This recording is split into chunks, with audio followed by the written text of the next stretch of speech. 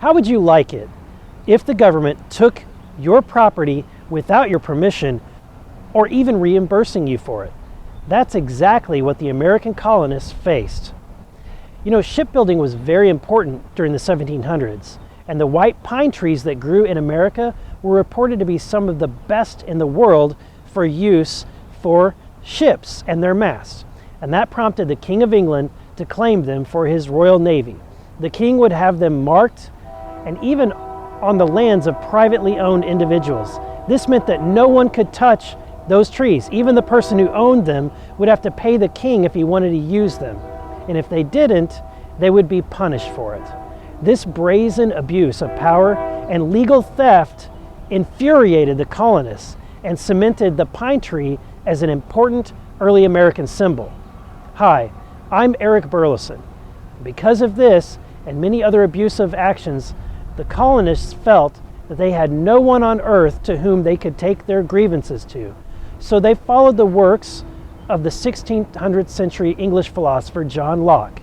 John Locke, in his treatise on government, spoke to the fact that when your local government fails to listen to you or oppresses you, you can appeal to the state government. And if the state fails to listen or oppresses you, then you can appeal to the federal government, or during their time, the king.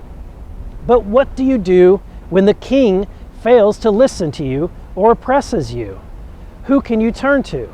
Your only recourse, according to Locke, is to appeal to the highest authority, heaven, and your creator.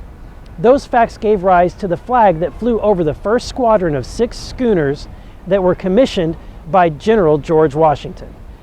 Despite our history of throwing off oppressive government, we have once again allowed our government to become oppressive in many ways.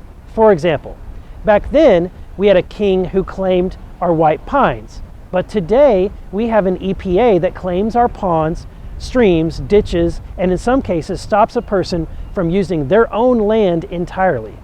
Add that to the job-crushing regulations and an outright assault on the energy that powers our state, and some might argue that the EPA is more oppressive than King George was.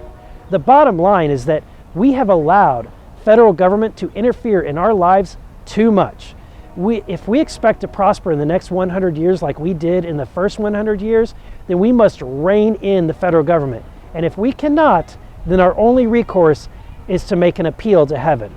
For more information, please go to my website at ericburlison.net. That's ericburlison.net. Thank you.